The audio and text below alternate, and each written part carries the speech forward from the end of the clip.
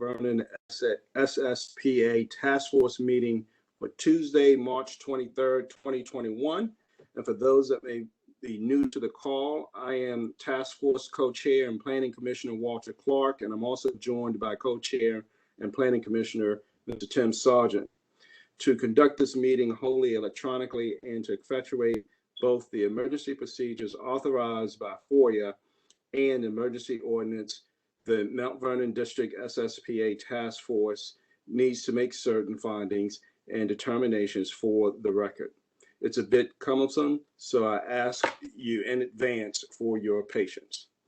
First, because each member of the task force is participating in this meeting from a separate location, we must verify that a quorum of members is participating and each member's voice is clear, audible, and at an appropriate volume for all of the other members.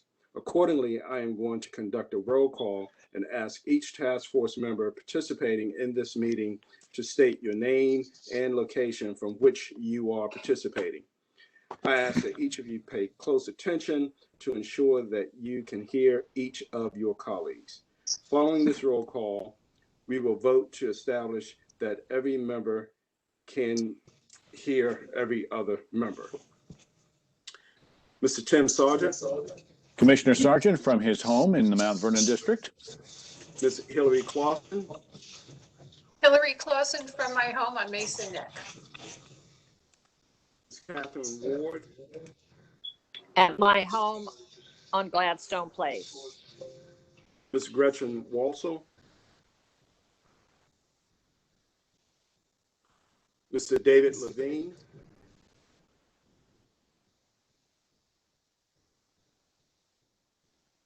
Ms. Holly Doherty.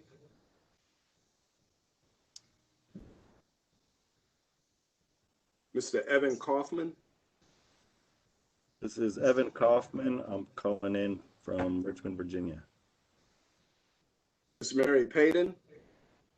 Hi, this is Mary Payton at home in Mount Vernon District. Ms. Creanie Cox. Ms. Ellen Young. Yes, this is Ellen at home in Bellevue. Mr. Hamid Munir. Mr. Lynn Pasco. Yes, Lynn Pasco at home in Montebello. Ms. Tracy Wood. And Mr. Walter Clark calling from his home in Alexandria, Virginia. And Commissioner, at this point, I will pass, bless you. At this point, I will Commissioner pass Clark? Yes. I apologize for interrupting. Queenie is on the line, but I didn't hear her, so I'm going to try to unmute. Queenie, can you hear us? Yes. Okay, Can just you- checking. Okay. Okay, great. Thank you. At this point, I will pass the virtual gavel over to the co-chairman, Mr. Tim Sargent, so that I may be heard to make the requisite motion. I move that each member's voice may be adequately heard by each other member of the Mount Vernon District SSPA Task Force. The motion has been made. Do I hear a second? I'll second. This is Ellen. Thank you, Ellen. All in favor say aye. Aye. Aye. Are there any nays? Hearing none, the motion has passed. Thank you. Thank you. Second, having established that each member's voice may be heard by every other member, we must next establish the nature of the emergency that compels these emergency procedures, the fact that we are meeting electronically, and what type of electronic communication is being used, and how we have arranged for public access to this meeting.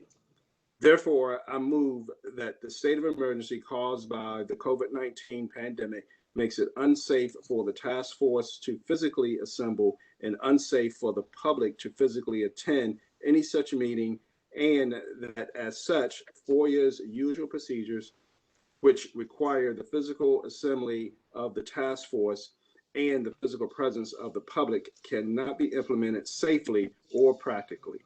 Further move that the task force may conduct the meeting electronically through the dedicated video and audio conferencing line.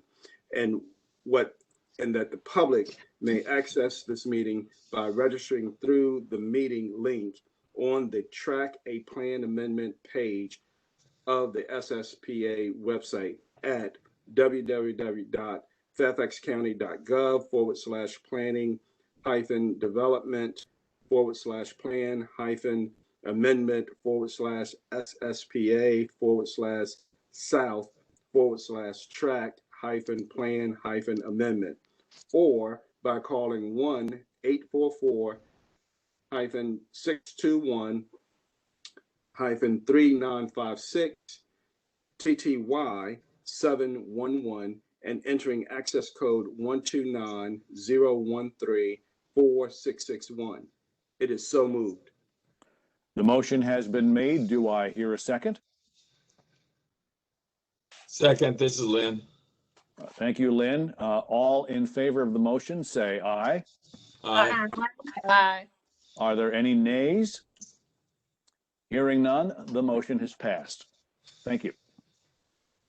Finally, it is next required that all of the matters addressed in today's agenda address the emergency itself and necessary for continuity in the Fairfax County government and or are statutorily required or necessary to continue operations and the discharge of the Mount Vernon District SSPA Task Force lawfully purposes, duties, and responsibilities. It is so moved. Motion has been made. Do I hear a second? Second, And who made the second, please? Mary. Mary, thank you, Mary. Okay, all in favor of the motion, say aye. Aye. Aye. Any opposed? Hearing none, the motion has passed. Thank you. Okay, so thank you, everyone. And this meeting obviously is open to the public and for the public's hearing. And I understand there were no public comments received since our last meeting. So we will continue now and we will get into our agenda. And so what we have on the agenda tonight, we have administrative items that we're currently taking care of. And I don't believe we need any further WebEx instructions at this time. We're going to review the SSPA 2021-00007-2550 Huntington Avenue. And we'll review that first. And then second, we'll do closing comments, and then we'll adjourn by 8:30. So there's your agenda there in front here for us. And then our next meeting will be April 6th, 2021, 6:30 p.m. So I will ask Mr. Owen, have I omitted anything, sir?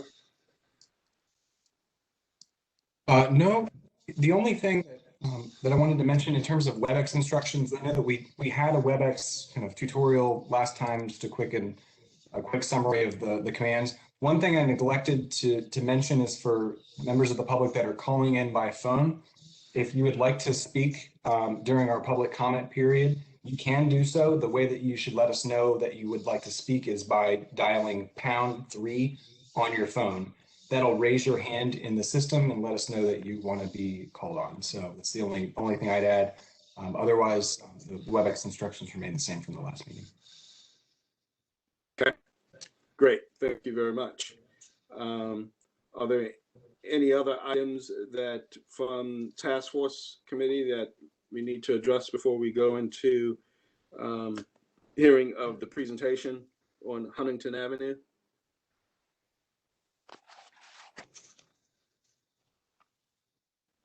And okay, so hearing none, I guess we can move right into the presentation. We turn it over to staff, and thank you very much.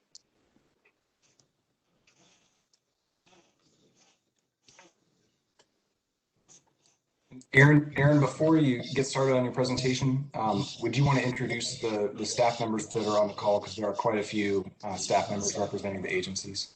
Sure. Okay, so the first agency is the Department of Planning and Development Community Revitalization Section, and that's Joanne Phoebe and Zachary Pyle. And then from the Fairfax County Park Authority, and I apologize if I mispronounce anybody's name. I haven't met you all yet. Samantha Wangsgaard. From Fairfax County Public Schools, Paul Ngo and Pranita Ranbise. From the Economic Development Authority, Stephen Tarditi. From Housing and Community Development, Abdi Hamoud.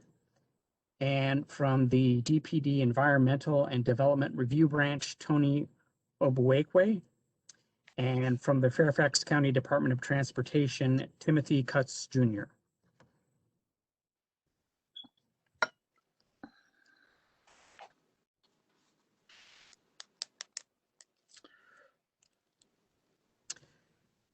Okay. All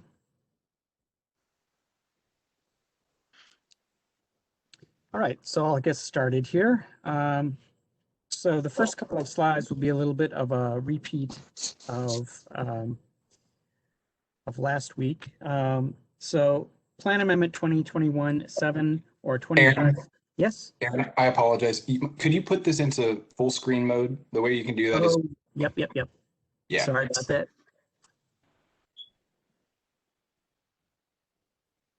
There we go. How's that?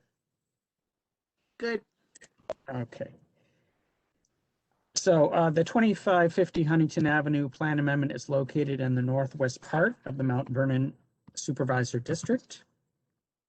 And the site is located in the Huntington Transit Station area at a critical intersection diagonally across from the northern entrance to the Huntington Metro Rail Station and in proximity to local bus feeder stations and a planned bus rapid transit station. And the TSA boundary is shown in the blue outline. And the site is also located in the Huntington Transit Development area, and that's shown in the dotted white line. And the TDA is determined to be the area appropriate for higher intensity mixed use development.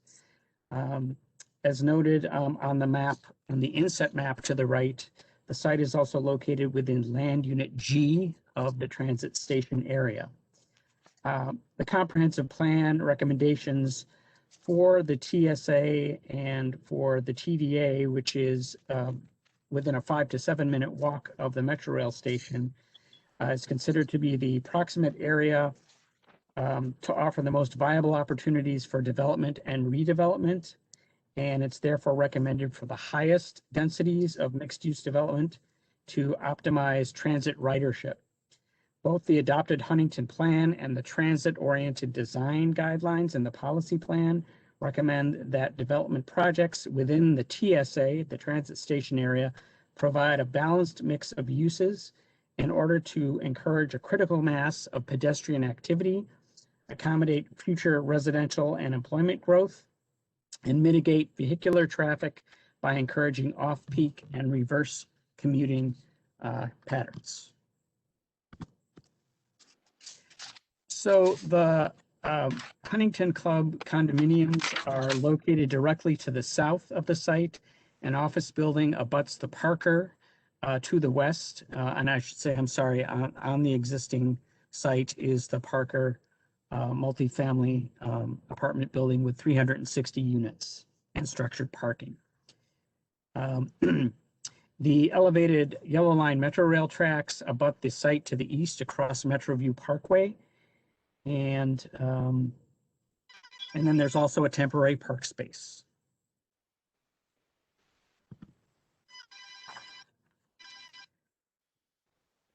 Cameron Run and a natural park area and trail provide open space and connectivity to the Parker along the north side of the building, and a second temporary park space is located south and east of the buildings fronting on Huntington Avenue. The temporary park space is planned and approved for a 254,000 square foot office building and other non-residential uses.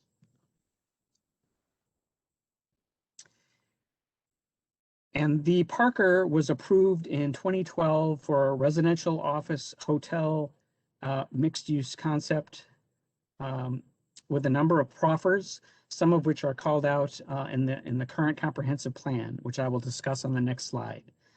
Here's a rendering and a plan of the Parker and the approved but unbuilt hotel and office buildings next to it.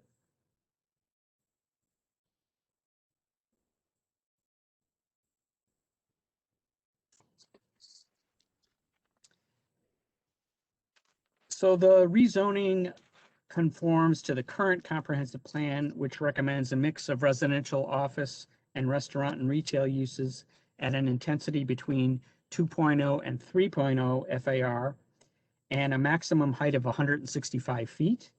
The residential use component is limited to 1/2 of the total development and subject to conditions including high quality architecture and pedestrian focused site design, 15% of all residential units provided as housing affordable to low and moderate income households, restoration and revegetation of the resource protection area, provision of an urban park along the wayside of the Cameron Run Trail, integrated pedestrian and bicycle facilities, including secure bicycle storage.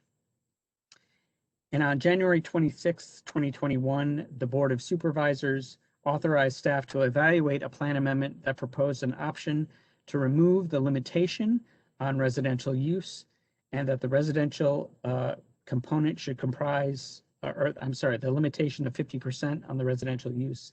And this could mean that up to 360,000 square feet of new residential or some combination of residential and non-residential uses would be planned on the site.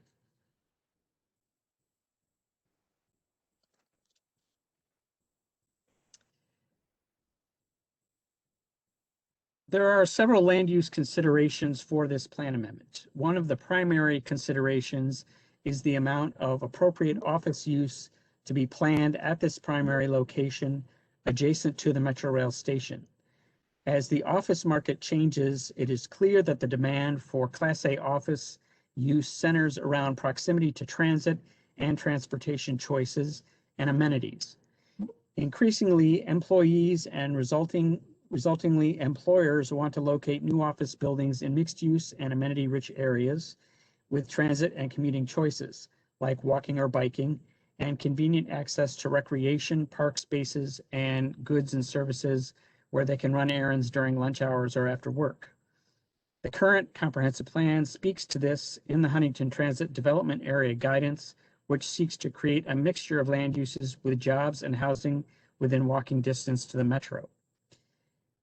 A recently published Economic Development Authority analysis assessed the Richmond Highway corridor market for office, hospitality, and to a limited extent, residential uses over the next 5 to 10 years. The report forecasted that within the near term, the Huntington and North Gateway areas are the primary location for office use along the corridor, with a forecasted 150,000 to 175,000 square feet in the next 5 years and 225,000 to 250,000 square feet by 2030, for the potential for up to 400,000 square feet. Partners for Economic Solutions has said that it is more likely that the demand for this would be near the Metro Rail station rather than the North Gateway area where Huntington Avenue intersects with Richmond Highway.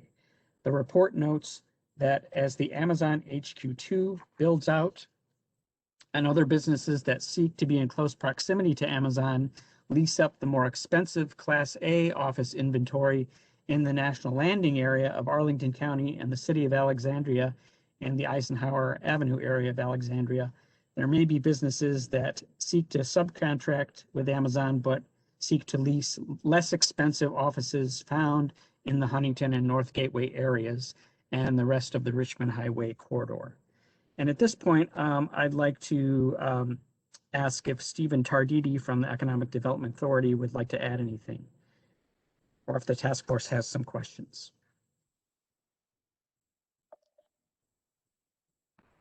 Hi, Aaron. Hi, Aaron. Thank you. This is Stephen Doherty. Yeah, you hit the nail on the head of what I'd say. Just an additional context is there are some vacant office spaces that are in closer proximity to National Landing, which we would want to closely monitor the office activity of those before saying that it's even within the near term that demand could be realized close to the Huntington station. Mr. Chairman, this is Tim Sargent. I have one question for Aaron and for Stephen, actually. How much of office flex space do you anticipate in this survey? Just curious as to that changing norm in business space.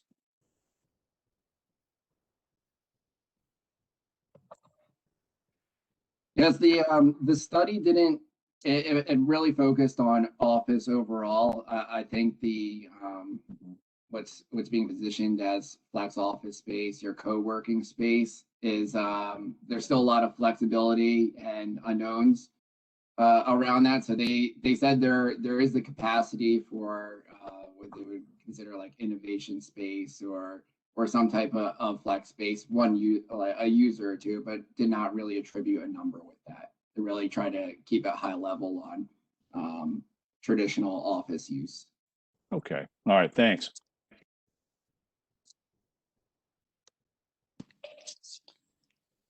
This is Gretchen. I have a question. The county anticipates increased office space, why would you allow this project to go forward with less office space? Just asking. The county is, I guess the way I would put it is the county is expecting some increase in demand for office and some demand in this area, a lower level of demand than in other areas.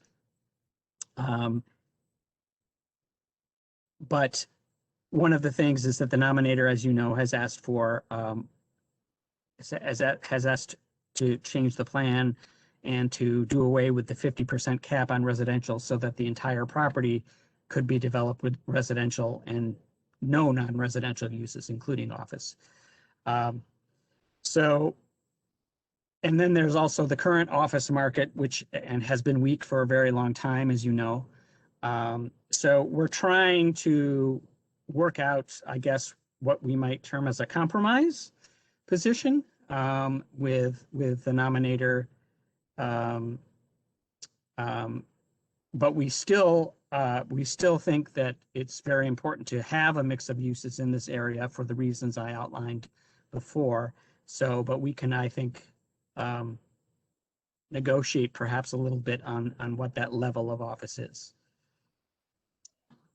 And this is Megan Van Dam from Planning and Development. If I could add, it's Gretchen, that's an excellent question, something that we were wrestling with as well. I think one of the considerations that Aaron will get into and that we considered heavily is the total amount of office development potential within the Huntington and North Gateway areas to see how that total amount of office potential within the plan compares to this 10-year forecast, as well as assumptions about growth beyond that, since the planning horizon for the comprehensive plan is well beyond 10 years. And there is ample office planned within the Huntington area, including in sites across the street from this, right at the metro station at the Huntington Club, as well as the WMATA site right now in the plan. And they are proposing to increase, as you're well aware, within their SSPA nomination and the plan amendment that you'll be looking at this fall to increase the office potential on that site. So what we came to terms with was that there is sufficient amount of total office planned within the Huntington area and North Gateway to accommodate this 10-year forecast, as well as additional growth beyond that, even with the potential changes on this site. Okay, thank you. Mm-hmm.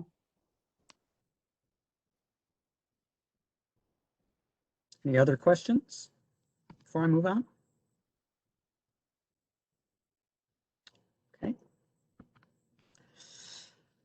So, therefore, as I said, maintaining office and non-residential development potential on the site remains a primary concern.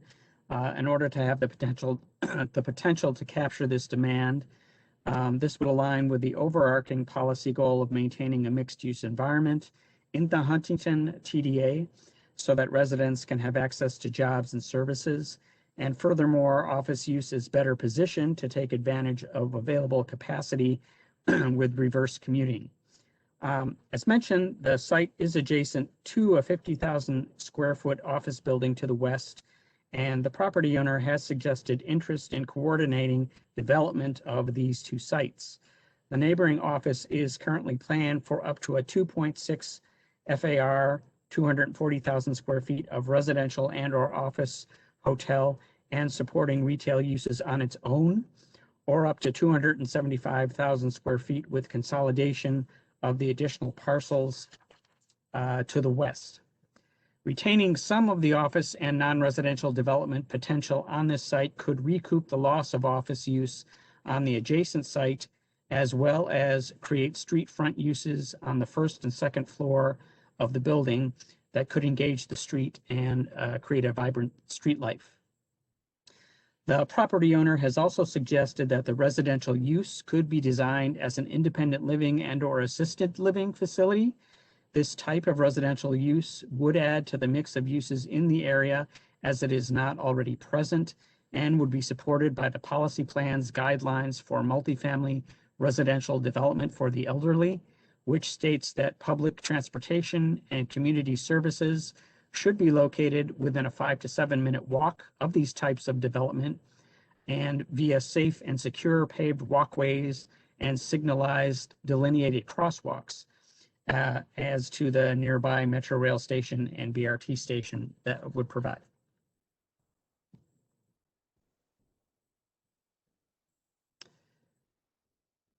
So approximately 1 acre of land would be available on site to construct the new development and where the temporary park space is located. The approved office and hotel buildings were 15 and 11 stories in height, respectively, with podium parking. Given the site constraints, any new residential building would need to be served by podium parking and would need to provide additional publicly accessible open space and park space to serve the new residents per the county's urban parks framework. Let's see, I don't know if at this point, I think I would like to see if Fairfax County Park Authority staff and/or community revitalization staff have anything to add. Hi, this is Samantha Wainsgard. I'm attending on behalf of Andy Dorlester. I think she had worked with you on the text for this slide.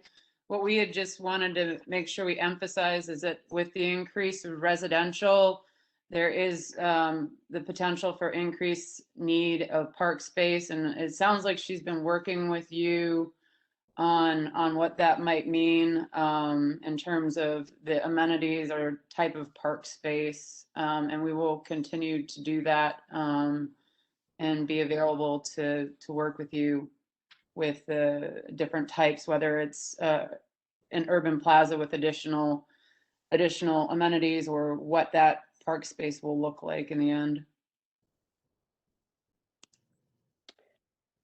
And this is Joanne Phoebe with the Community Revitalization.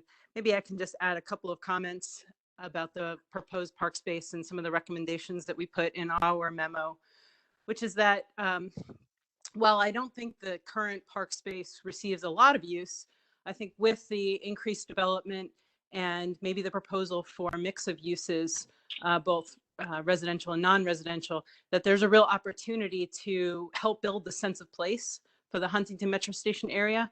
I would say that we see that intersection of Huntington Avenue and Metro Access Way, or whatever that name of that side street, as a key sort of intersection and moment in the Huntington TDA. And as such, having public open space that's surrounded by non-residential uses will really help to build a center for the residents in the surrounding communities and have a place to go, and help build that pedestrian experience. It's sort of a front door to Metro.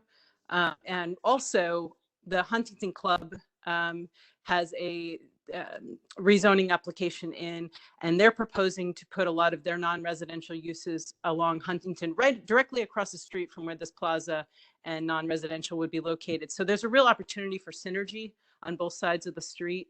But I think the design and details of that space is still to be fleshed out, depending on how much use and what types of uses would go into there. So question for staff, this is Walter. So we would expect the applicant to make sure that there's a trail connection down to Cameron Run? Yes. I believe that there is a sidewalk connection to that trail right now. And so we would expect that that would be maintained. And, okay. And do you think anything additional would be required once this building is constructed in terms of a connection? Well, one of the things, and Tony from the Environmental and Development Review Branch later will talk about this, but in the current guidance now for Land Unit G, it does talk about restoring the RPA and revegetating the RPA and constructing the Cameron Run Trail. And that's for the entire Land Unit G, which the property to the west, the neighboring property to the west, is also part of that area. So if there were to be any coordinated development, like we were talking about before, or any future development of that parcel, there's the expectation in the plan already that they would construct the Cameron Run Trail on their property and going further west. May I ask a question about the height of the buildings, please? Is that appropriate now? Sure, go ahead. Well, since we had 15 to 11 stories before, I believe I read in the documentation that was sent is that this is not going to be as tall buildings they're talking about. Well, Is that correct? I would, so the nominator is here tonight as well, and they're going to make a presentation next, and they'll probably get into more Okay, detail. I can wait. Thank you. Okay, thanks. Any other questions? So I just wanted to add at this point that although the subject area is outside of the Richmond Highway corridor area, Volume 1 countywide and Volume 2 of the Richmond Highway corridor area urban design guidelines may be useful in informing the future redevelopment. For example, building height variations would provide light and views, privacy, and effective transitions to adjacent uses. And variations in the facade architecture, materials, color, and so on can be used to create visual interest for the redevelopment.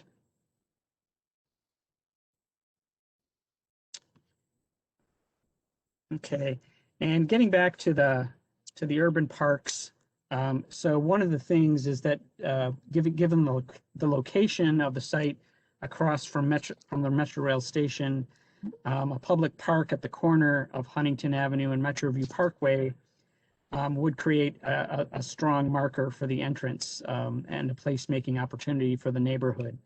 And depending on the design, the park could give transit riders a sense of place as they leave the station.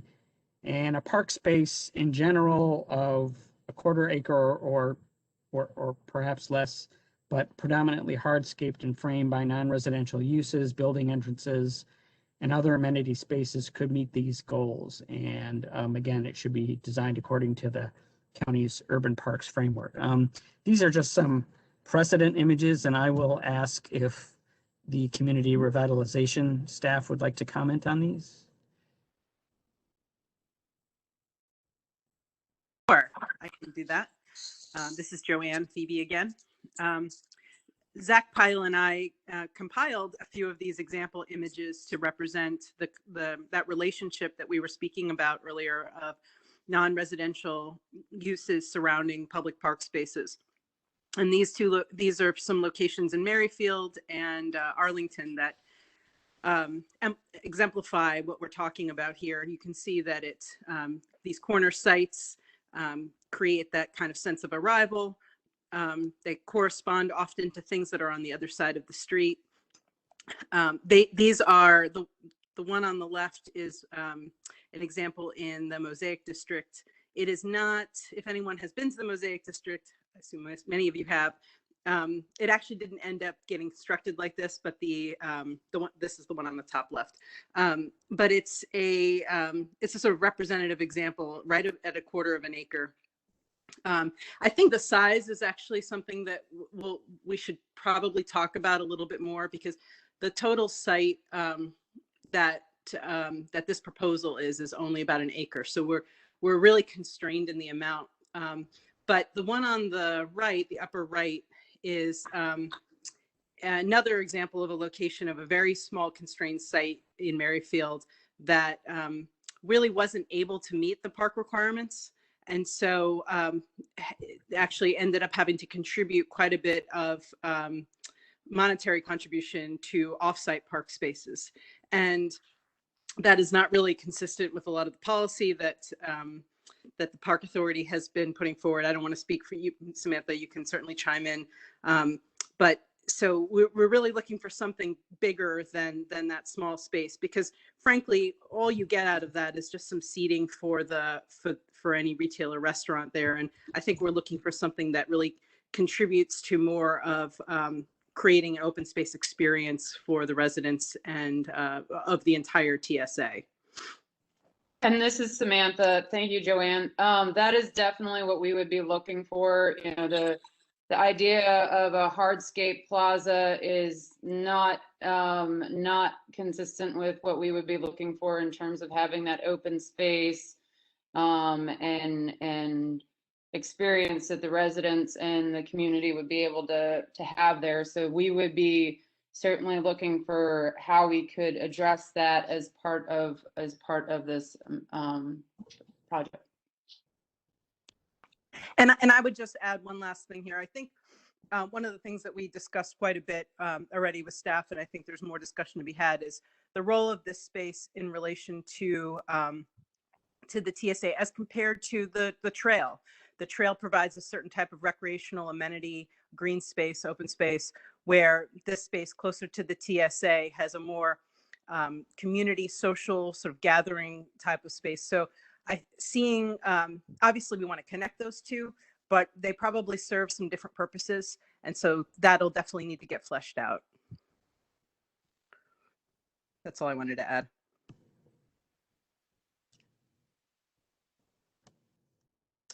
Okay, I think I'll try and speed up a little bit, and then maybe we'll ask more questions at the end. Okay, so now we'll talk about the environmental considerations. Again, as I mentioned before, the current guidance for land unit G within the transit station area recommends removing the impervious surfaces and revegetating the RPA and extending the Cameron Run Trail. It also calls for LEED Silver certification or an equivalent program, or other kinds of LEED certification for different types of buildings. And then the electric vehicle charging stations policy is cited from the policy plan. And then encouragement to adhere to the natural landscaping policy, which is it's an approach through which the aesthetic and ecological functions of landscapes installed in the built environment are improved, and through which natural areas are restored by preserving and recreating land and water features. So green building, I mentioned. Okay.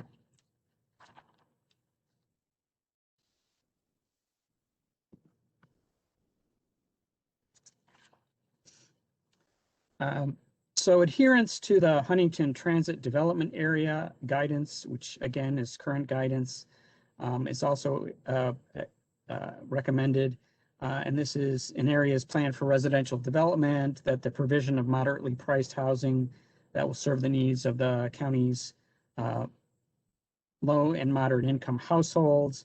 15% of all dwelling units should be provided for this group of households.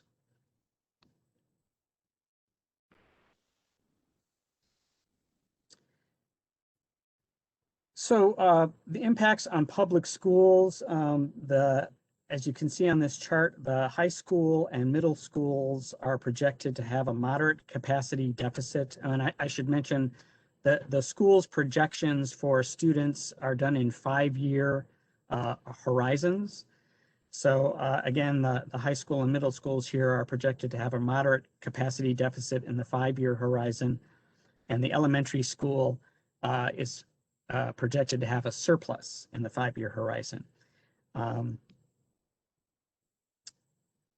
And as far as the number of students being generated, again, this chart here shows that the development of all residential use would yield up to 44 new students. And then students from the new residential use, of course, would increase the membership at schools and perhaps negatively impact the instructional programs. Impacts to a plan amendment may occur, of course, before the 5-year projection is realized. And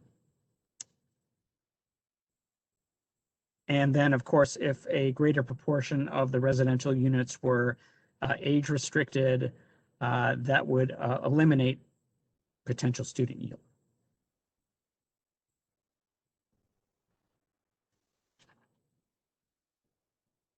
So now I'd like to turn it over to Tim Cutts, Jr. of Fairfax County Department of Transportation to present the transportation impacts. Great, thank you, Aaron. So for the transportation review, we're going to be looking at existing conditions, both transit-related, pedestrian, bicycle-related, and vehicular traffic-related. Then take a look at some of the plans that are currently in place, the bicycle master plan, trails plan, and some of the bigger items such as the bus rapid transit system being planned for the area. And then finally, I'll end on the last slide, which is a vehicle trip generation table. It looks at a couple proposals with a plan amendment, different land use scenarios versus the current plan. So this is just, if you can go back one slide. This is an overview of the nearby transit. Of course, you have Metro Rail off to the left, and this is looking westbound down Huntington Avenue. You can see the subject site is off to the right. And then you have various connector routes at the metro station and then directly adjacent to the site. These routes take riders to Huntington, from Huntington to Van Dorn Metro Station, to Franconia Springfield Metro Station, and the VRE. And then you have Metro Bus Route 10A, which goes up to Pentagon via Alexandria and Arlington, and the Richmond Highway Express service just south of the site, which goes from Fort Belvoir into Old Town Alexandria Metro. Go to the next slide, please. This is just another aerial view of the site. So you can see we're looking north now. And as was already mentioned, you have a lot of wide sidewalks surrounding the site, 8 foot wide in front along Huntington Avenue. And then the street off to the right of the slide is Metro View Parkway, and you have sidewalks even wider on that side, up to 15 feet, and then street trees lining Huntington Avenue. So a pleasant place to walk for pedestrians currently, and a pleasant walk to Metro across the street. Next slide.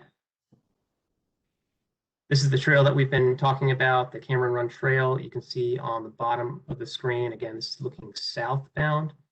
So the Cameron Run Trail is a 10-foot paved trail that runs the border of Cameron Run, and you can see there is sidewalk connections and 3 spots there connecting to along 2550 Huntington Avenue.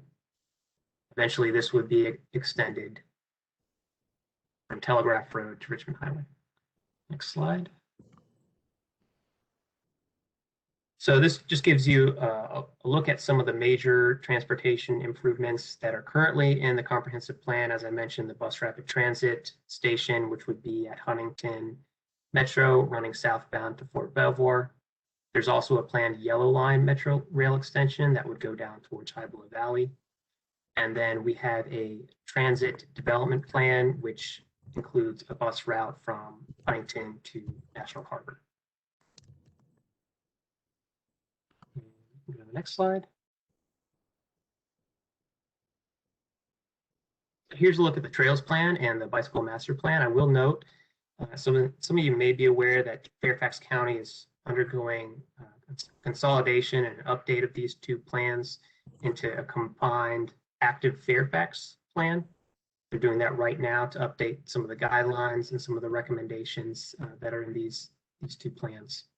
So the trails plan is off to the left, and you can see on the top, the dotted line would be the Cameron Run Trail running from Richmond Highway to Telegraph. And below that, along Huntington Avenue, the trails plan recommends another major or minor trail, excuse me, along Huntington Avenue. You can see there's on the right, the bicycle master plan also recommends a facility for bicyclists along Huntington Avenue. That would be an on-street bike lane. I will note that in the update to the active Fairfax plan, that would likely be removed. I think the better recommendation for Huntington Avenue, at least, would be a 10-foot shared use path, something that would not require narrowing of the travel lanes, especially considering that there are buses using the Huntington Avenue route. You can go to the next slide, please.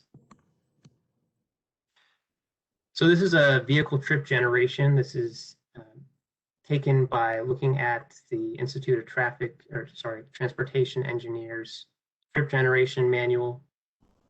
You plug in different land uses and then the quantity of those land uses to get an idea of the daily number of trips and the number of trips you could expect in the AM peak and the PM peak. So the highest point of traffic in the morning and in the evening. And so looking at the current plan, the current mix of uses, residential, office, hotel, and retail, the ITE trip generation table shows that there would be 7,793 daily trips. You go down to proposed option A. This is the proposal for the plan amendment that would be 100% residential. The daily trips there are 4,304, so a decrease from the current plan. And then below that is proposed option B, which would include some residential and then some office and retail, so a mixed use development. And that would be a total of 5,933 trips. So in both scenarios, both proposed option A and proposed option B, you see a decrease in the number of trips over what's in the current plan. I will note that, as has been mentioned at the outset, our preference is obviously to have a mix of uses at this site, especially for the proximity to Metro, and in particular for the BRT. Since the BRT ends at Huntington Metro Station, we want to have a variety of uses that attract users to this location, and having office and retail would help attract those trips. And that should be it from me on this slide. Thank you, Tim.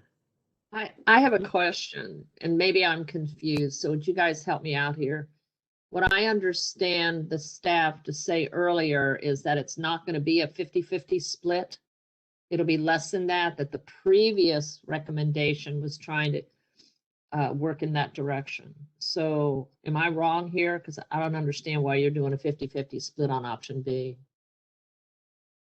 Right, so the breakdown for option B would be 610 dwelling units of residential multifamily dwelling units, and then 175,000 square feet of office space, and then 5,000 square feet of retail space. So that's what is one of the options being proposed, and then the option that's a 50-50 split would be the current plan. Yeah, I know this that's is- the oh, sorry, current plan. So I'm confused on why you're studying the current plan since we're not going to vote for the current plan. Catherine, may I interrupt just to explain? So that 50-50 split is referring to the additional development that's unbuilt. So, you know, you have right now in the current plan up to about 720,000 square feet across the entire site. 360,000 square feet of that has been built out as the apartments right now. Within the remaining 360,000 square feet, that was carved up 50-50 between non-residential and residential. So it's really that 50-50 split of the additional development. That I understand the acre unbuilt that's left. section. I understand that. Yeah. So However, that's when what I looked option- at, when I looked at So- the other documentation, and again, I could have read it wrong, is you're looking at a first floor recommended retail and office, and the remainder of it to be residential. That doesn't appear to me to be a 50-50 split. Right. So that's what the scenarios that we had asked the Department of Transportation to look at were the 50-50 split of the additional development. So that was a scenario that we tested at the beginning, and as we look through the different impact analysis, we are trending towards reducing that potentially even further and limiting the non-residential. And that's where you're seeing in our findings that particular, you know, alternative that was not tested as part of this. But I just want to make sure we're clear. Option B is not the current plan. No, I understand that. Okay, but he tested what you previously asked him, and now we are changing it, so they'll do some more analysis at some point. Got it. Thank you. Any other questions?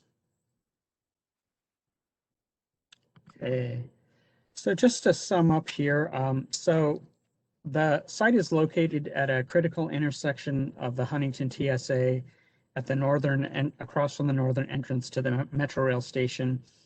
And as the transit station area continues to grow, non-residential uses are needed to support new residents and reduce vehicle trips. This could provide for an opportunity to relocate the office from the adjacent site, meet employment, meet additional housing goals in the area, provide more vibrant uses on the first and possibly second floor of the buildings, and respond to the Economic Development Authority study forecasts. Similar to the Embark Richmond Highway Plan, flexibility in the type of non-residential use should be incorporated into the plan recommendations in order to meet market demand at the time of development. The addition of assisted living and or independent living facility on the site, a new park features, and the provision of affordable housing would support goals of locating housing for older populations in locations accessible to transit and services. Okay, that's it for staff. Are there more questions for staff at this point? This is Commissioner Sarge. I have just one for the representative from EDA. In terms of what we talk about as office space these days, as trends continue to change, is there something we should look for in an application that represents the use of office that is anticipated in a more high-tech world? And Tim, just for clarification, you're talking about more of that office space that might be in the industrial loft type style or open floor plans, like the interior, or? Yeah, and what you find in terms of trends too. I mean, just, we think of office space, we consider an application, we kind of think of it in very traditional terms, and wondering if we should consider how we would look at it for the future use, as this site and proposed development anticipates a future concept for these mixes of uses. Yeah, as far as trends go, I would say that what typically with these, especially the high tech office tenants, and to accommodate their employees, being able to have those walkable amenities and incorporate that live, work, play sort of 24/7 cycle within a close proximity to park would be of importance, which seems like that would be a consideration for this site. Okay, thanks.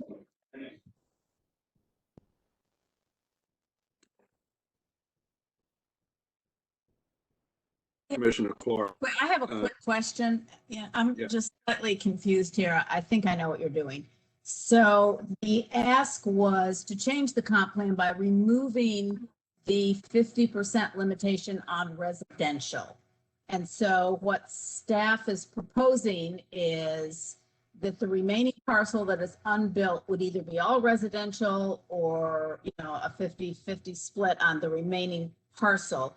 And so who will make, is that going to be a staff decision? You're going to negotiate, you know, with the nominator, and the land. I mean, I'm not quite clear here, because that seems to me like, I know you wanted more office and retail. So does that mean that's what you're going to do? I'm just not very clear on this. So what might end up happening in our staff recommendation when we present that is that we'll have language in there that talks, you know, that says something similar to what's on the slide right now. That there should be non-residential residential uses incorporated into, you know, any redevelopment, but there should be flexibility. Well, initially we were thinking of recommending an actual amount of what that would be, but now we're thinking that, you know, it might be better to be more flexible on that. But we would have language in proposed plan text that at least recommends that there should be non-residential uses still retained on this, not 100% residential. Yeah, I would just add that we were asked by the board to look at removing that limitation. So we developed scenarios to test for impacts that we gave to the different agencies like the Department of Transportation and schools and parks. And that's what was presented by the Department of Transportation, were those exact scenarios. We have the flexibility of, you know, looking within that to potentially offer another scenario. And you know, we would, if there's a need for follow-up with these agencies to get the exact impact of those and how many trips that are generated from that alternative scenario, we can ask them and follow up with them on that. We have not put together a recommendation that has a formal recommendation at this time, because we wanted to listen to the task force deliberation and your questions and your thoughts on the matter before we put forward a formal recommendation. And as Aaron said, because of the EDA forecast coming in at the numbers that they did, because of the trends in office, we are looking for additional flexibility. We think that there's a place for additional flexibility as an option on the site if they can't find that single tenant user that can fill 360,000 square feet, or I should say, what is it? It's 250,000 square feet of office on the site. And so we are thinking that you know, having something different could work on this site. We still think that having some type of mixed use and having some type of non-residential on the site with the ground floor retail, with some smaller office tenants that could be more community serving, potentially if other office in the area redevelops, potentially some opportunities for them to relocate and stay local and keep the businesses within the Huntington area. We think that that would make sense at a minimum. And that's where you have this low end of the range. If there is let's say that, the demand for office does change as HQ2 comes in, or, and there becomes a greater demand for office within the area as tenants are moving around and trying to, whether they're displaced or whether they're new to the area and they're coming in to, fit in contractors to help support some of the development and the office and HQ2 that's coming in, but they're seeking less expensive square footage. We may want to have an opportunity still to accommodate that. And that's why, having some type of, higher end of the range that could fulfill those needs may make sense as well.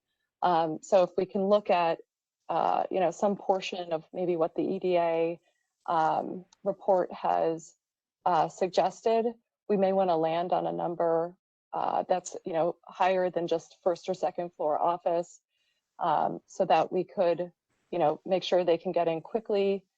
Since 5 years is not that long, as you all know, it passes very quickly when we're going through development review, and so we want to make sure that that option is open for someone now, that we're not just restricting this site to saying something like first or second floor use.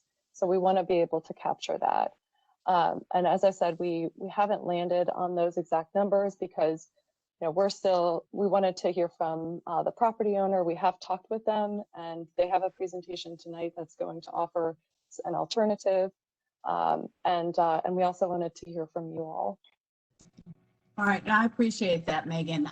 I just am concerned. What I don't want to see is to have some kind of rigid ideas about what you want that stops development. I mean, I think we really just need to be flexible because at this point it's important to get it developed, and instead of waiting around for some perfect, 70-30 mix that, that you all think is great. And that might be great, right. But let's be, realistic about it. That's my point. Yeah, absolutely. And I think that's why it's important to really speak to what the minimum may be, because if we simply had a number that said, right now it's a 50-50 split.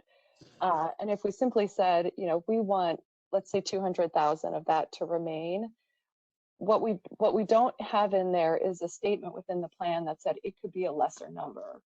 And so if they come in with, 50,000 square feet or 30,000 square feet or something less than that, we want to make sure that it is clear in the plan that if you come in less than that, the plan does envision that. And the county thought when they were writing this plan that a lesser amount of non-residential square feet would be acceptable. So, I think that's what I think we're all sort of trying to figure out what is the right amount of flexibility that will try to accomplish that goal for trying to maintain some level of service and, support riteil, potentially for some more innovative spaces if that's, people are trying to get out of their house. So they're not stuck in their house just working all the time. If they need to have some type of flexible workspace, we want to have those accessible, walkable, near transit to capture the things that Stephen mentioned about, what do employers want now? And so I think we're all trying to figure out what is that number. And, we clearly hear you on the need to move this project forward and the need to be flexible. So, we do want to hear more about your thoughts now that you've got the analysis. So what you're doing, irrespective of what Aaron thought he was going to do, is bang numbers down, is you're going to really look at form-based language so it can be flexible. Is that what I'm hearing? I don't know that we have a I don't know. We don't have a recommendation on that now, but we are trying to work through that if form-based is the right approach versus something that would be more traditional with the numbers. Good. And I think that's what you're hearing from most of us, is form-based is the way to go. Could I make just a general comment? When you read what is going on in Alexandria and look around at the speed at which they're building things there, and Arlington obviously has got a crane up everywhere working on the Amazon things. you know, I get very worried that we keep waiting and waiting and waiting and not approving, and the stuff is all going elsewhere.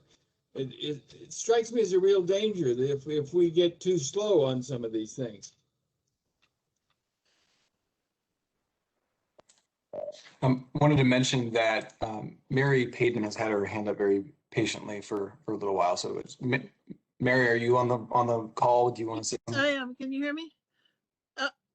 I was gonna. I had a question about the affordable housing percentage. I can wait a little bit if you want to keep talking about the percentage of commercial. No? Go ahead.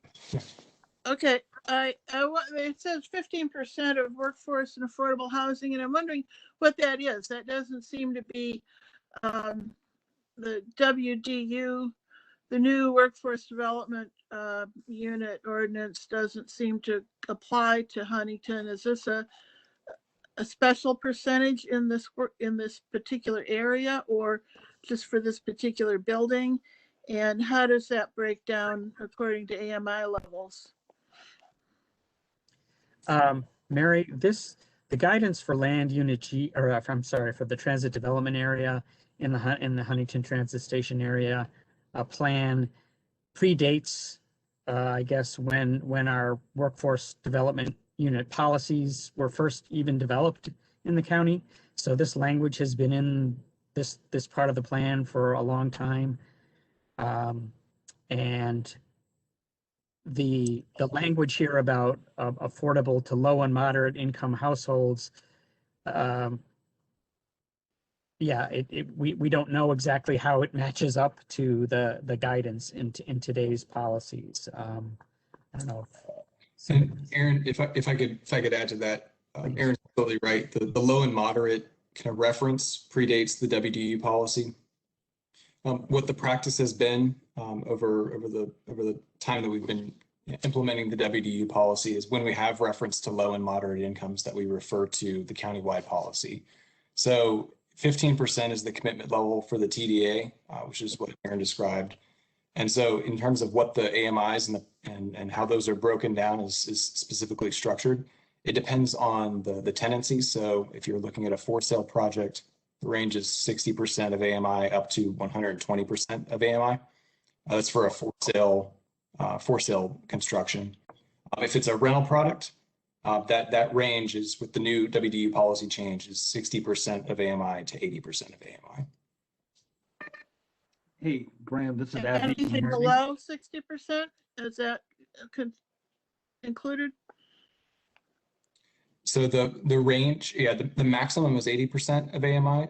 We certainly wouldn't, if there's the ability to have, a lower AMI below that, we certainly would take up on the opportunity. It's not intended as a floor, so to speak. And that would apply to the additional residential units as well, including senior units? I believe so. We could double check on that. Abdi Hamoud is our affordable housing and workforce housing development administrator. I don't know if he wanted to chime in on this because he's kind of our subject matter expert. Hey, Graham, thank you. Can you hear me? All right, thank you. No, so you captured it correct, Graham. I just wanted to clarify. I mean, at the end of the day, what we expect is, depending on the project, what kind of project it is, that it conforms to the board's affordable dwelling unit program under the zoning ordinance or the workforce dwelling unit policy. And then I just, as a clarifier, the WD rental program, well, taking a step back, the ADU program basically serves on the rental side either 50 or 70% of the area median income. The ADU for sale program caps at 70% of the area median income. And then on the WDU program, as Graham mentioned, the countywide rental program policy serves between 60 and 80% of the area median income. And then last but not least, the WDU for sale program actually is 80, 100, 120% of the area median income. Some of you might be aware that we recently amended the WD rental program on a rental side, and that's the amendment that was recently passed in February. Okay, thank you. And is Mary, this that was building a going to be, good, is this for sale units or rental units, or is that clear yet? In this new building? The nominator might be able to answer that question in the next segment, Mary. Okay. let me add on, if I might, to Mary's question, because that was a good one. And please educate me a little bit, because I may have forgotten. I thought the policies with respect to requiring certain percentage of low income and workforce housing had to do with whether we're stick building at so many floors or we're steel and concrete building. So could somebody clarify that policy for me? I can take a crack at it, and Graham, if I get it wrong, just step in. So the ADU zoning ordinance is really applicable to what we call type 5 construction, still stick-built construction, which is on the rental side, which is typically 4 stories or less. It's what triggers the ADU requirements for a project that's 50 or more units.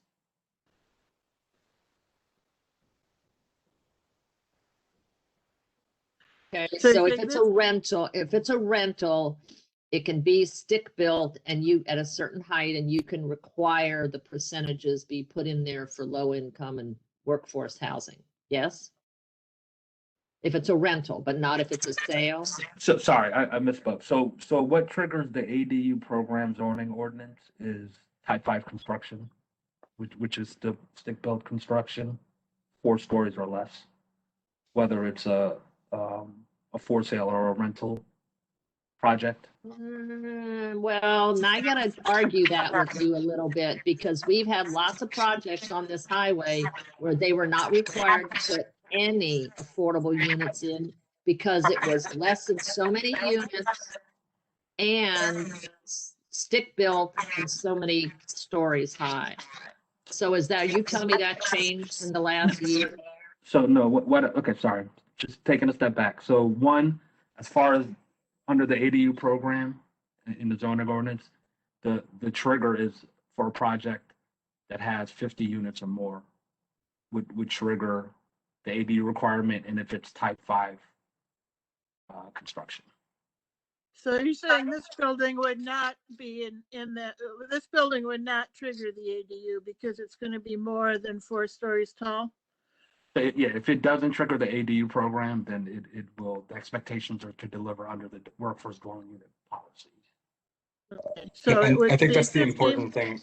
I think that's the important thing to realize is that, it really does depend on the total number of floors of the building and the type, in terms of whether it's ADUs versus WDUs. I think that one of the good things though with the rental WDU policy plan amendment that was recently passed is that there is in some ways kind of a blending of the AMIs under both programs on the rental side of things. So there has been a shift towards lower AMIs for WDUs.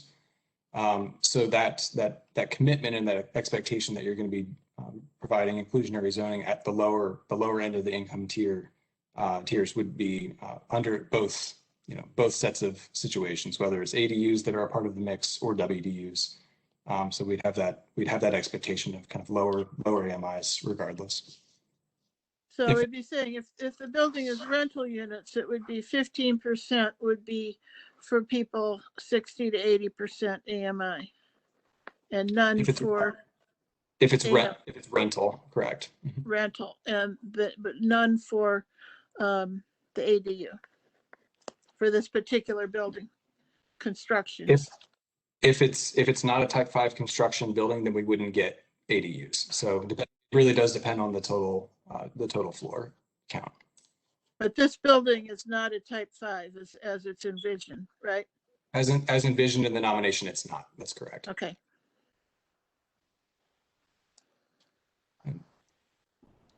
Gretchen also has her hand up, so I just wanted to make sure we got to her as well. Gretchen, did you have something you wanted to add? Yeah, I'm back to where you all were talking about what you'd like to see on the site. Well, that's lovely, but the developers of this plan had originally had mixed use, and now they just scrapped it and go, no, we just want residential. So how is that any kind of compromise if the county's going, well, that's fine? Just asking. And we had this discussion with them. Gretchen, we had this discussion. We're the ones that told the county they were wrong when this went through phase one, that we Okay, wanted I to know rent- that. That's why I'm reiterating it. We're not saying that 100% residential is something, you know, is the direction I think that we're looking at. You know, what we're offering is a consideration that there still would remain some level of non-residential use on the site. Okay.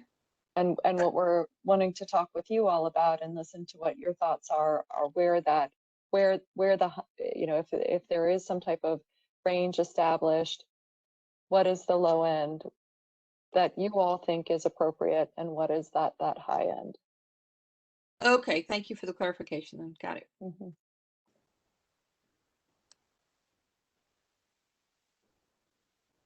All right, if there are no more questions or comments there, are we ready for the nominator to give their presentation? And if so, ask the nominator if they could keep their comments or their presentation to 8 minutes to allow deliberation for the task force and the public to have questions as well. Hi, this is Lynn Strobel. Can you hear me? Yes, ma'am. Great, thank you so much. And I appreciate the opportunity to be here with you this evening. I do have a brief presentation. I will try to keep it very brief. Graham, I wonder if I could either share my screen or if you could put up my presentation. I'm trying to do that. Oh, okay. And Sorry. it's Aaron, I'm sorry. No, that's okay. Okay.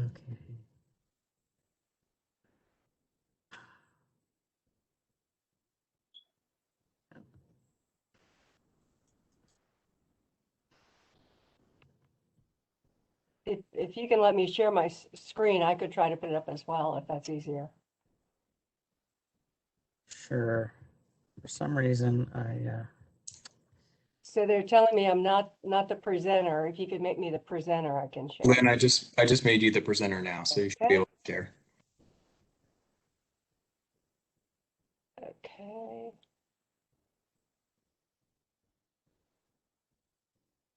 Are you able to see the presentation? We are, but it's really not tiny. in slideshow mode. So if you could put it into slideshow, that would help. Yep. Does that work? That does. Oh, fantastic. Okay, I did it. Hopefully that was the hardest part of the whole evening, I hope. Again, thank you very much. I appreciate the opportunity to be here and to talk about this pending, what has now become a part of the county's work program for the comprehensive plan. And I'm here tonight representing the owners of parcels 34E and 34F. This did start as a nomination to the comprehensive plan, and it really was a simple request, and that request was to remove the current limit on residential development that is on the property. The current limit is 50%, and we were asking that that be modified. So as we discussed when this nomination was previously presented to this group, is that I think it's important really to look at the context of the surrounding area. I think it does make a difference when discussing the need for additional office development. What I hope you'll see is that this property is across from the Huntington Club.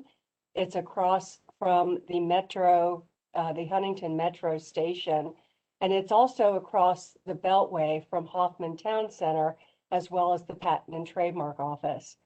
So in other words, there is a lot of availability for both existing and planned office development in this area. And just kind of taking a closer look at this and kind of bringing into a sharper focus what is in this area, I wanted to take a look at the different land units, the Huntington Metro Rail Station, Huntington Club, and both what's existing already approved and what is planned. And what you'll see is that there is a very large of office development that's planned right in this immediate area. So we do appreciate the study that was authorized by the county, and that study that took a look at future office demand in the Richmond Highway corridor, and specifically in Huntington and North Gateway. But I'd point out that that demand extends out until 2030, and that demand could easily be met by a number of existing and planned office opportunities in the area. So looking just briefly at what was proposed, as was mentioned here tonight, this property was the subject of a prior rezoning. What I wanted to point out is that that rezoning was approved in 2012, and the non-residential development portion, that is both office and hotel, has not been constructed because there's been no demand for almost 9 years. And this area does have a very high office vacancy rate. I think when you consider current circumstances with COVID, I'm not sure that the office market is going to come back to the way it was. I think we're going to continue to experience high vacancies, and many people may not return to a traditional work environment. So what we have today, and what has been here for quite some time, is a vacant property that's proximate to the metro that could be developed with much needed housing. I think that housing is recognized as something that is needed in Fairfax County. So looking at the previously approved development plan, this reflects existing conditions. What you see is a large portion of the property that's vacant, that's the temporary park. The approved conditions permit an office building of 15 stories, that's about 165 feet in height, a hotel of 11 stories, about 120 feet in height. And as I said, there's no market for that type of use. At least there has not been, and I don't think that there is in the foreseeable future. The owner continues to believe that adding a residential option to the plan makes a lot of sense, especially given the proximity of this property to the metro and the approved and planned office development across Huntington Avenue and the Beltway. In discussions with staff, the nominator has proposed first floor commercial space. We think it does make sense to have activity on that first floor. We would propose that that be flexible to allow either retail or small office development, some sort of office user like a dentist that would be community serving. Also, in listening to comments we've heard from the county, there is a public space that's proposed right there at the corner of Huntington Avenue and Metro View Parkway. That space is about 19,000 square feet, so it is, it's not quite a half an acre, it's more than a third of an acre, and we thought that would be a good opportunity right there at that corner to implement some of the things that we've heard from staff in the way of a public plaza and seating space and creating a sense of place. The height of this building would be much lower than what's approved. It'd be about 85 feet, about 210 residential units. As we look at this building footprint going up to the second floor, we are talking about residential on that second floor. We appreciate that the staff would prefer commercial users, but the owner has concerns about the ability to lease that space. We don't want to, place requirements on this property that's going to further preclude its development. We think it should be developed sometime soon. Going up to the third floor, you can see that there is a courtyard, a residential open space on top of that parking podium. It would be kind of in keeping with the Parker. As I mentioned, the height difference, 85 feet proposed compared to 165-foot office development, 120-foot hotel. We also think it's more in keeping with the planned development of the Huntington Club, which is 5 stories over a 2-story parking garage that's right across Huntington Avenue. So just in conclusion, we think that there is an opportunity to develop this vacant land that's proximate to the Huntington Metro Station in a manner that would be compatible with existing and planned development. We think that the residential uses should be flexible. We think there may be opportunities here for independent living or assisted living. We'd love to be able to explore those. We do appreciate the importance of keeping some non-residential uses, especially on the first floor. We would suggest that that could be office or retail use, and we will continue to work on including that public plaza at the corner of Huntington Avenue and Metroview Parkway. What I've heard tonight is a lot of details that maybe we don't know all the answers yet. And the comprehensive plan is meant to be a plan. We're not going through a zoning, at least not yet at this time. So we're going to continue to work with you as a task force and work with staff regarding language to address typical concerns that were mentioned tonight: sustainable design, school contributions, and transportation impacts. But I would point out that from a transportation standpoint, you know, the best development scenario would be 100% residential to reduce the transportation impacts. There was a little bit of discussion this evening about the requirements for affordable housing, low and moderate income housing. I will say that this development, the Parker, previously did include 15% of its units as workforce dwelling units, but those were at the income tiers of 80%, 100%, and 120% of AMI. That was the prior workforce dwelling unit policy. There has been new policy that's been adopted. There are new income tiers. I'm certain that will be a topic of discussion, but I really, again, am concerned that we plan this in a way that will allow for an opportunity for development. So I don't know how I did on my 8 minutes. I was trying to keep it brief. I will say that Steve Bannister is on the line, and I wondered if Graham would be able to unmute Steve in case he would like to add something to this discussion or to answer questions. So Graham, are you able to do that? Yeah, Steve, you can mute and unmute yourself as you see fit. You have upgraded you to a participant, so take it away. Oh, thank you. Yes, this is Steve Bannister. I'd just like to say good evening and thank you. We're looking to move forward with this project now. We will certainly embark on a rezoning if the comprehensive plan modification requesting is supported. So we do see an opportunity for development. My office is directly next door to this property at 2560 Huntington, and I go there every day. And you know, the problem with office in that market, I mean, we've had negative absorption for the last year and a half. I guess everybody has really, but our problem is that we don't have the infrastructure that office tenants want. We don't have retail. We don't have the plaza is a very good example. I think we can do that, and I think we can generate some commercial development here to move Huntington Avenue along, which I think is the opportunity here is for us to do something now on this site.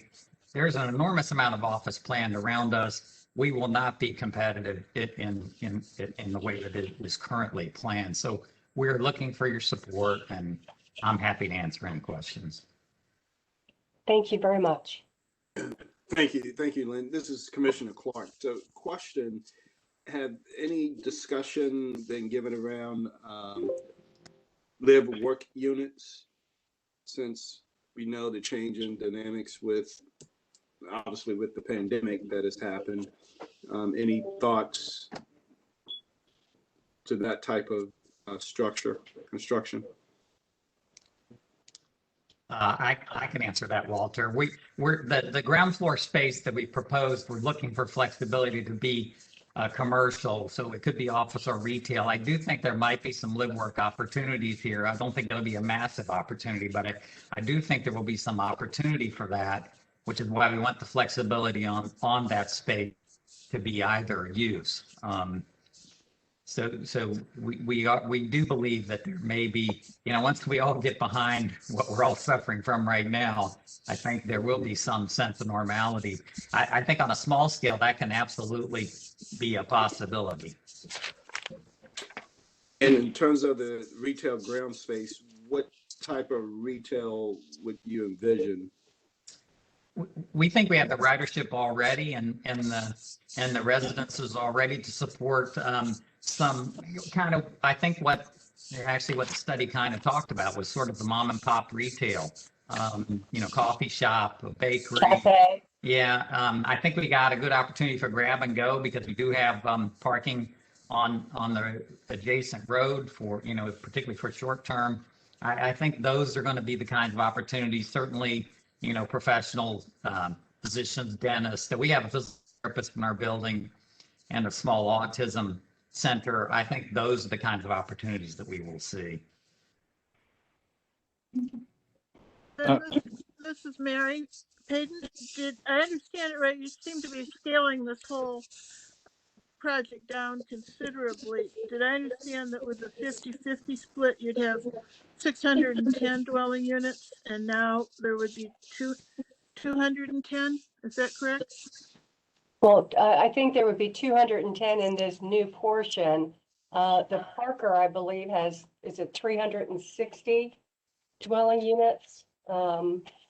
Yes. Yeah. So that would remain, and then we're proposing, and again, we have not designed a building yet. I just want to make that clear. I think that Steve has been working with an architect just to kind of understand maybe a form and massing. So we haven't designed the building, but we thought it might be approximately 210 units. You're talking about 3 stories instead of what, 11 or? No, it would be a taller building than that. It would probably be 6 or 7 stories. Isn't that right, Steve? Yeah, 2 stories of structured parking podium with probably 5 stories of residences and/or community space above. So it would probably appear to be a 7-story building, 85 feet tall is what we're projecting. And the architect is SK&I, who was the architect of record of the Parker. So we're working with them on trying to create that kind of very nice compatibility in design. But it would have 400 fewer units than the original idea. Well, the original idea though was office and hotel and residential. So the original idea was it was the 360 units, that's the Parker, and that remains. And then what was approved was 254,000 square feet of office and 110,000 square feet of hotel and 60,000 square feet of retail.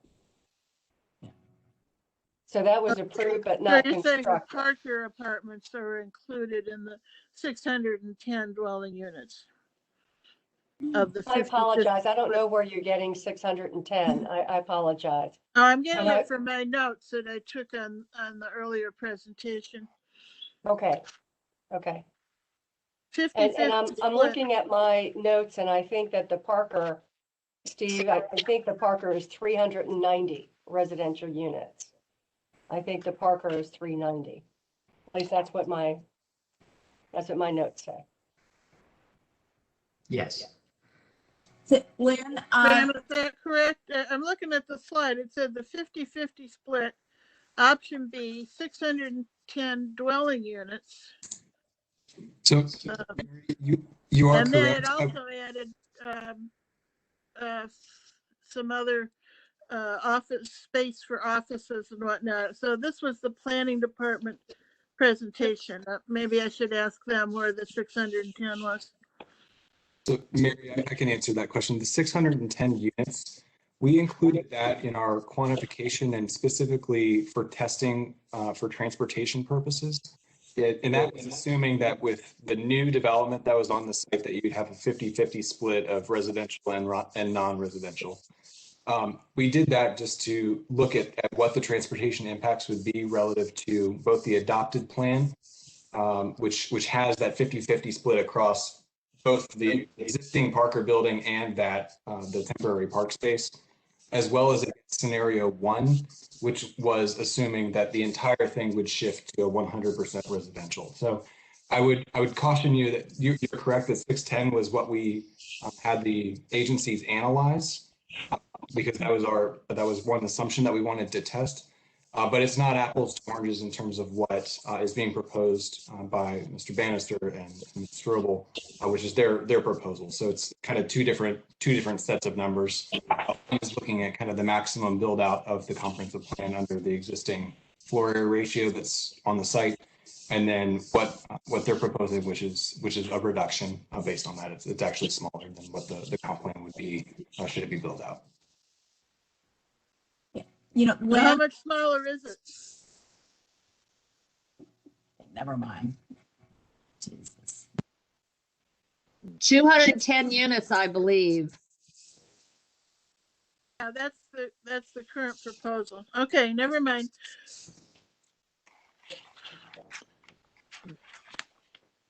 Mr. Chairman, this is Commissioner Sargent. Alan, did you want to go before me? I just have a quick question for Lynn, you know, and I guess that the misunderstanding about how many units. Is there a reason that you wouldn't consider doing more, like another floor or two, which would, you know, perhaps make it easier to incorporate affordable housing and also some senior housing?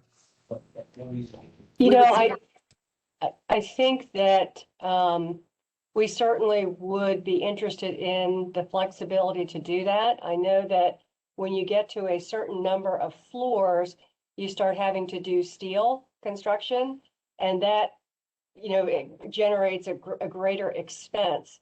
So, and Steve, please feel free to comment on this, but I think you probably want to keep this at a number of floors whereby you don't have to go to steel construction. Yeah, that's correct, Lynn. And the Parker is of similar construction, so we're trying to remain compatible with that.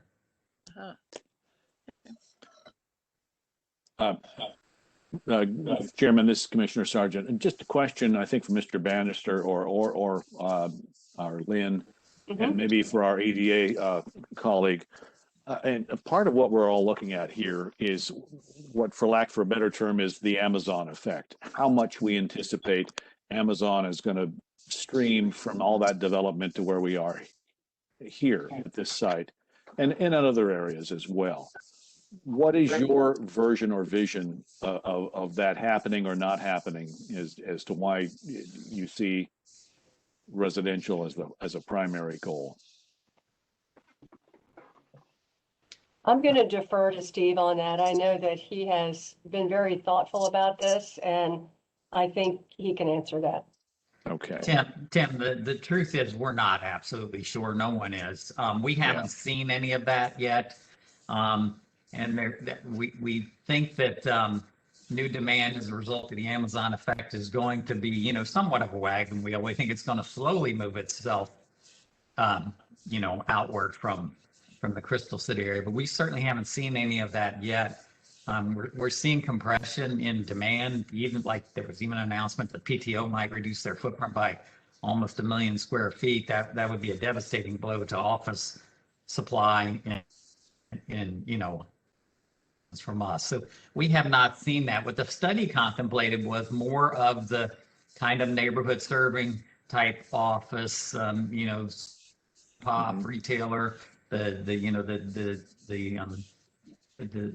services that, you know, people need when they're from their home. And so I believe more energy here, more synergy and more rooftops before we're going to get that kind of push. If it comes, I still think it's going to end up at these larger projects like the WMATA site or the Huntington Club, because they'll be able to design, you know, with a great deal more flexibility.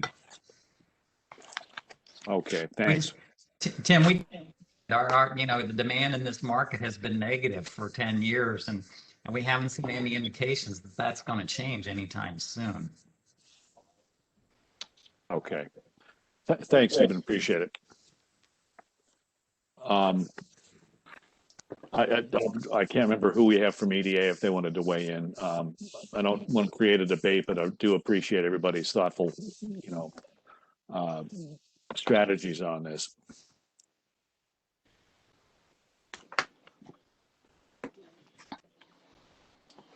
And I know it's hard to predict the future. This is, in some ways, that's what we're asking you all to do. Yes. Other than that, we're good to go. Yeah, Tim, I would just come in and say that given over this 10-year timeline, I know breaking into 2 5-year iterations, and someone mentioned earlier that that time can quickly pass. But we could certainly see some spin-off space for either contractors that we're working alongside with Amazon, or someone that's more of that startup theme where you could do more of what they're considering economic gardening and growing office tenants for those businesses that are trying to start but don't have the financial wherewithal for some of the office rents in closer proximity. So we did want to take that into consideration, or BES did want to take that into consideration in projections of the study. Okay, thanks, Steve. Appreciate it. Thank you, Mr. Chairman. Thank you, sir. So now we should open it up for further questions and deliberations for the task force. If there are no other questions, do we now turn for public questions to see if there's some comments from the public? So if you're a member of the public who's on the call, you can raise your hand by opening the participants button in the lower right-hand corner of your screen in WebEx. Click on the hand button. And if you're calling in, just hit *3 on your phone, and they'll let us know that you'd like to say something.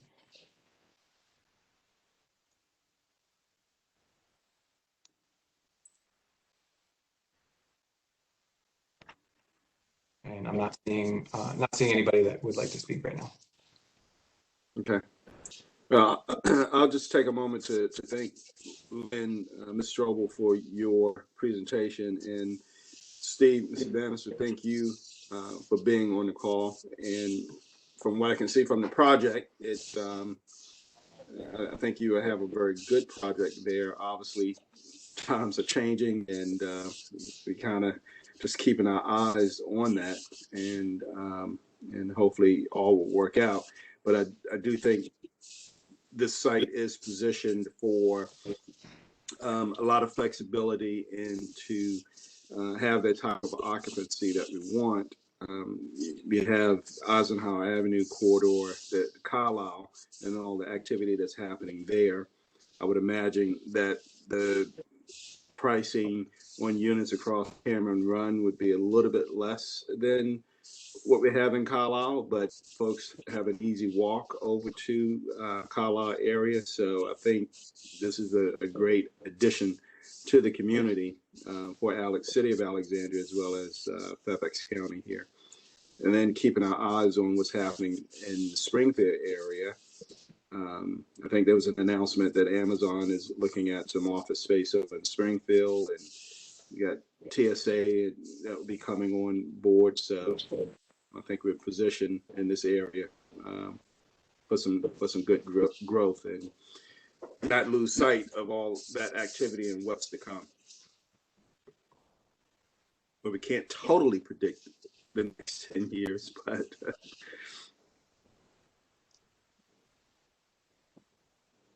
so is there anything else from the task force? Other questions that we have? We have at least another good 15 minutes. Oh, Walter, I have a question. Hello, Holly. How are you? I'm good. How are you tonight? I'm good. Thanks. Yes, ma'am.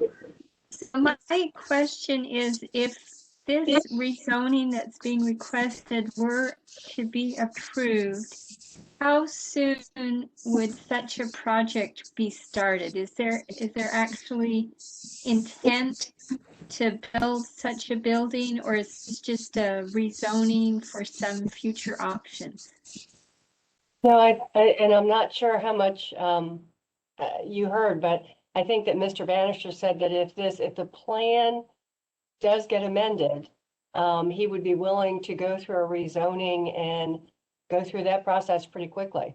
So Steve's probably still on the line. He can correct me if I'm wrong, but I think that his intent, if the plan is amended, would be to go ahead and proceed as soon as he can. Okay, thank you, Lynn. That's correct, Molly. We would be ready to move forward immediately.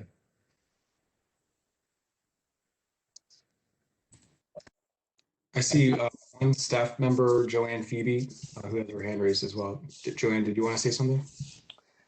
Sure. Maybe I just wanted to add a little bit of commentary about the question of density and development on the site.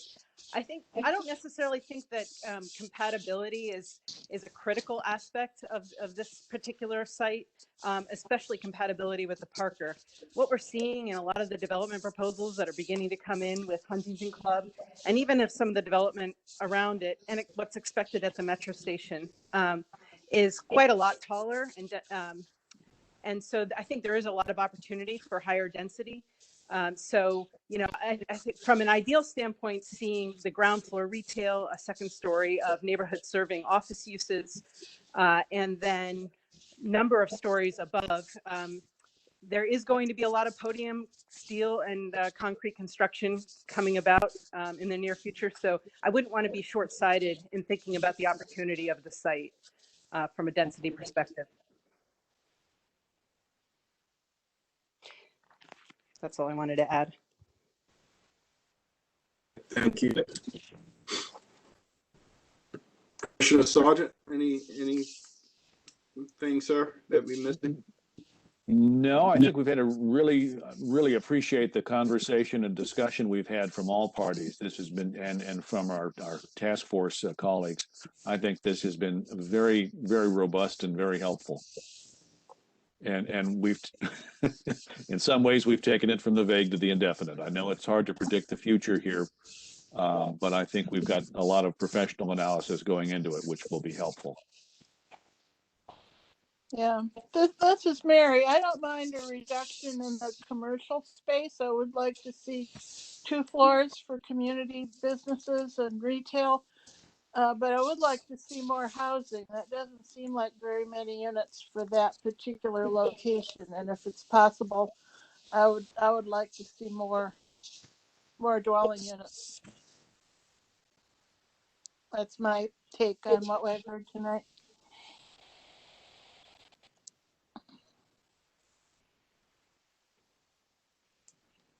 Hi, this is Catherine, and just as a closing on my end, we'd really like to see these things move along. So, yeah, a lot of us got into the weeds tonight a little bit, but Lynn and Steve, you know, speaking sort of on behalf of those of us in the Mount Vernon Council, we've been waiting for this a long time.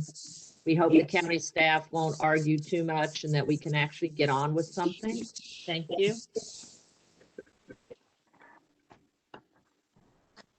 And this is Gretchen. The group came also before the Planning and Zoning Committee with Mount Vernon Council, and I believe we've already sent a resolution in approving this project.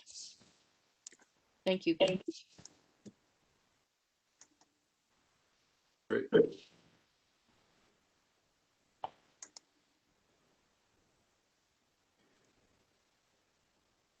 Well, with 10 minutes to spare, we can each get 10 minutes of our life back if we like. Yes, please. So, thanks everyone. Graham, Aaron, if there's nothing further, Mr. Sargent, may we adjourn, sir? You may, sir. Do I hear a motion to adjourn? Yes. So moved. All right. Is there a second? Yes. Okay. All in favor? Aye. Aye. Aye. Any nays? Hearing absolutely none, the motion passes, Mr. Chairman. All right. Thank you very much, Mr. Chairman. So April 6th is our next task force meeting, and look forward to seeing you all then, if not before. Thank you. Thank you very much, everybody. Thank you. Appreciate it. Thanks, everyone.